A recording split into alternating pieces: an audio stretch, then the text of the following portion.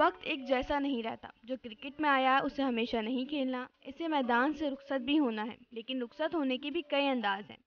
कुछ खिलाड़ी अपने अरूज के दिनों में अलविदा कह देते हैं, कुछ खिलाड़ियों के जहनों में ये बात होती है कि वो अभी मजीद कुछ अरसा खेल सकते हैं और वो इसी सोच के साथ अपने कैरियर को आगे बढ़ाते हैं।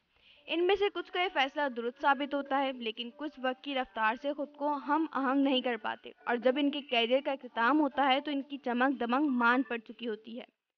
शाहिद आफरीदी के बारे में ये बात बड़े वसूख से कही जा सकती है कि इनकी फैन फॉलोइंग जो कैरियर के आगाज में थी, आज भी इसमें कमी नहीं आई। वो आज भी शायकीन में पहले की तरह मकबूल हैं।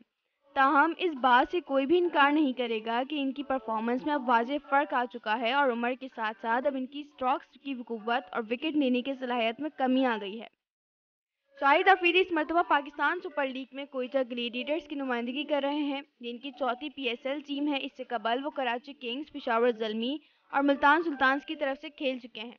शाहिद अफरीदी कोविड में मुब्तला होने की वजह से कोयटा ग्लेडिएटर्स के पहले 3 मैच में हिस्सा नहीं ले सके थे।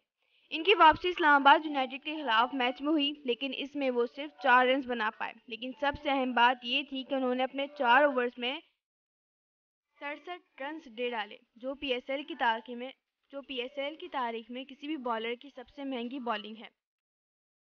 इस कारकर्दगी पर जब कुछ लोगों ने इस ख्याल का इजहार किया कि शाहिद अफरीदी को अब खेल को अलविदा कह देना चाहिए, तो सोशल मीडिया पर इनके परिस्तारों और चाहने वाले शिद्दत के साथ मुतहरिक हो गए। उन्होंने अफरीदी को खेल छोड़ने का मशवरा देने वालों के बारे में दिलचस्प रिमार्क्स देने शुरू कर दिए।